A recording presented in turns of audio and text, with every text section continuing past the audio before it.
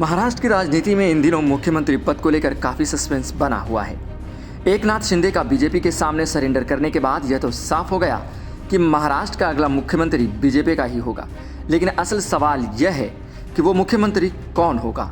क्या देवेंद्र फडणवीस की लंबे समय से चल रही उम्मीदवारी पूरी होगी या बीजेपी कुछ और नया सियासी प्रयोग कर सकती है। एकनाथ शिंदे ने साफ कर दिया है कि वह बीजेपी का समर्थन करेंगे और मुख्यमंत्री पद का उम्मीदवार बीजेपी का ही होगा। लेकिन इस बात पर भी सस्पेंस बना हुआ है कि बीजेपी का मुख्यमंत्री कौन बनेगा। यह सवाल अब तक अनुत्तरित है और इसका उत्तर तय करना प्रधानमंत्री नरेंद्र मोदी और गृह मंत्री अमित शाह के हाथों में है।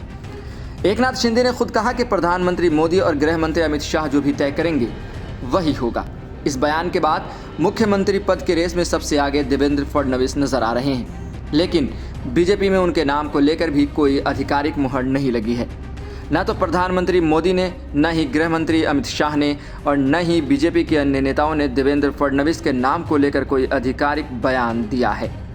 बीजेपी के केंद्रीय नेतृत्व का एक इतिहास रहा है जहां मुख्यमंत्री के चेहरे का फैसला अंतिम समय तक सस्पेंस में रहता है। पिछले कुछ चुनावों को देखें तो मध्य प्रदेश में शिवराज सिंह चौहान के रहते हुए भी जीत के बाद मुख्यमंत्री बने मोहन यादव। छत्तीसगढ़ में वहीं बीजेपी का सबसे बड़ा चेहरा रमन सिंह थे, लेकिन जीत के बाद मुख्यमंत्री बने विष्णुदेव साय। राजस्थान में भी वसुंधरा राजे के बावजूद बीजेपी ने भजन लाल शर्मा को मुख्यमंत्री घोषित कर दिया। महाराष्ट्र में भी 2014 में जब बीजेपी ने बड़ी जीत हासिल की तो उस समय पार्टी ने गैर मराठा नेता देवेंद्र फडणवीस को मुख्यमंत्री बना दिया था, जिसमें सभी को आश्चर्य हुआ था। इसी तरह झारखंड में रघुवर दास और हरियाणा में मनोहर लाल खट्टर को मुख्यमंत्री बनाने का निर्णय भी बीजेपी के केंद्रीय नेतृत्व का सियासी प्रयोग था। इन फैसलों ने बीजेपी की रणनीतिक समझ को साबित किया था और इन प्रयोगों ने देश की राजनीति में हलचल मचाई थी। अब सवाल यह है कि क्या बीजेपी एक और सियासी प्रयोग करने की योजना बना रही है। क्या महाराष्ट्र में भी केंद्रीय नेतृत्व किसी नए चेहरे को मौका दे सकता है, जैसा कि उसने 2014 में किया था। इस बार बीजेपी ने राज्य में 132 सीटें जीतकर स्पष्ट बहुमत प्राप्त किया है और पार्टी आला कमान के पास अब एक बड़ा मौका है।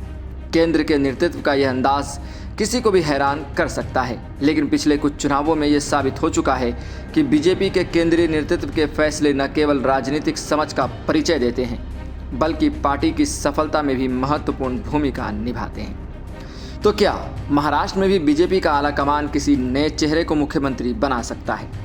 क्या देवेंद्र फडणवीस को इस बार मौका मिलेगा या फिर कुछ और बदलाव होगा? यह सस्पेंस अब भी कायम है। आपको इस बारे में क्या विचार है? क्या आपको लगता है कि बीजेपी महाराष्ट्र में कोई नया सियासी प्रयोग कर सकती है?